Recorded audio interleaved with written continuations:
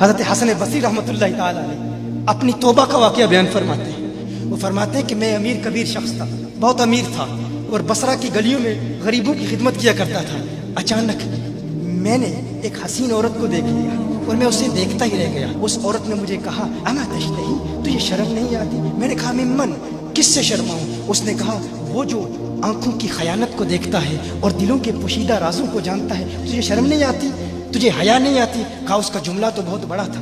حسن بصری اپنی توبہ کا واقعہ بیان فرما رہے ہیں۔ فرمایا اس کا جملہ تو بہت بڑا تھا، لیکن وہ اتنی حسین تھی، ایسی خوبصورت تھی، میں پھر بھی مسلسل اسے دیکھتا رہا اور دیکھتا ہی رہ گیا۔ اور پھر آخر اس نے کہا کیوں بار بار مجھے دیکھتا ہے؟ میں نے اس عورت کو کہا کہ تیری آنکھیں اتنی خوبصورت ہیں کہ تیری جھیل جیسی آنکھوں میں ڈوبنے کا جی چاہتا ہے۔ اس عورت نے کہا اچھا تو ایسی بات کرتا ہے، تو یہاں انتظار کر۔ وہ عورت اپنے گھر میں چلی جاتی ہے۔ تھوڑی دیر کے بعد کہا میں انتظار کر رہا تھا۔ تھوڑی دیر کے بعد اس کی خادمہ آتی ہے، اس کے ہاتھ میں ایک تشت ہے اور اس تشت کے اندر اس پر ایک کپڑا ہے۔ کہا میں نے کپڑا اٹھایا تو اس میں اس کی 2 آنکھیں تھیں۔ اس نے اپنی 2 آنکھیں نکال کے اپنی خادمہ کو دے دی کہ اس کی وجہ سے اس کا دل دین سے دور ہوا ہے، مجھے یہ آنکھیں نہیں چاہیے۔ کہا اس پر ایک کاغذ تھا، کاغذ پر لکھا ہوا تھا مجھے ایسی آنکھوں کی ضرورت ہی نہیں جس سے ایک مرد فتنے میں مبتلا ہو جائے۔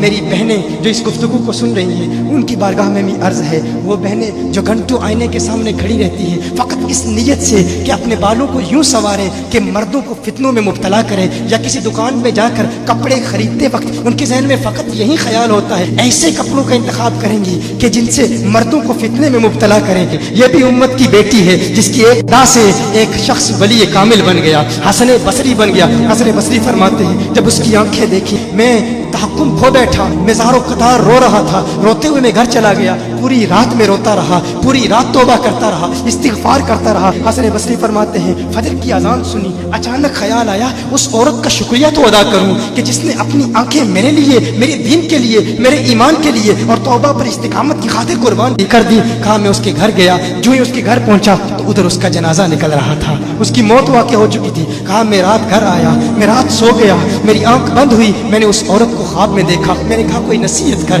اس عورت نے کہا کہ جب تنہائی میں ہو اللہ کا ذکر کرتے رہو، اور جب صبح کرو تو استغفار کرو، شام کے وقت استغفار پڑھو۔ کہا میں نے اس وقت توبہ کر لی، ایک عورت میری توبہ کا سبب بنی، ایک عورت کی وجہ سے مجھے توبہ پر استقامت ملی۔ یہی حسن بصری پھر وہ واقعہ بھی آتا ہے، وہ دور بھی آتا ہے، ان کا ڈر کتنا ہے، ان کا تقوی کتنا ہے، پرہیزگاری کتنی ہے۔ یہی حسن بصری ایک دن ایک شخص نے حسن بصری رضی اللہ تعالی عنہ سے کہا ہے حسن بصری کیا آپ جانتے ہیں کہ جہنم سے جو شخص سب سے آخر میں جہنم سے نکالا جائے گا اور پھر یا حنانو یا منانو پڑھتا ہوا جہنم سے باہر نکلے گا؟ حسن بصری فرماتے ہیں کاش میں وہ شخص ہوتا، کاش میں وہ شخص ہوتا۔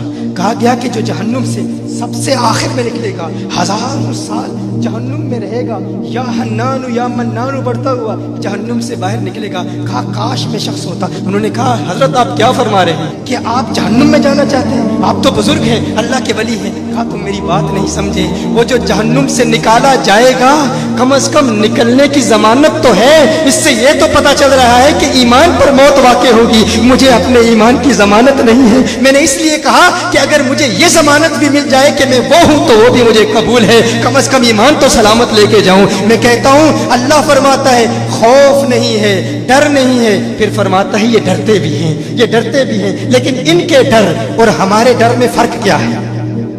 ان کے ڈر اور ہمارے ڈر میں فرق کیا ہے؟ وہ ایک سے ڈرتے ہیں، کسی دوسرے سے نہیں ڈرتے۔ فرق کیا ہے؟ وہ ایک سے ڈرتے ہیں، ایک سے ڈرتے ہیں، کسی دوسرے سے نہیں ڈرتے۔ ہم اس ایک سے نہیں ڈرتے، اسی لیے ہر ایک سے ڈرتے ہیں۔ یہ فرق ہے، ہم اس ایک سے نہیں ڈرتے، اسی لیے ہر ایک سے ڈرتے ہیں۔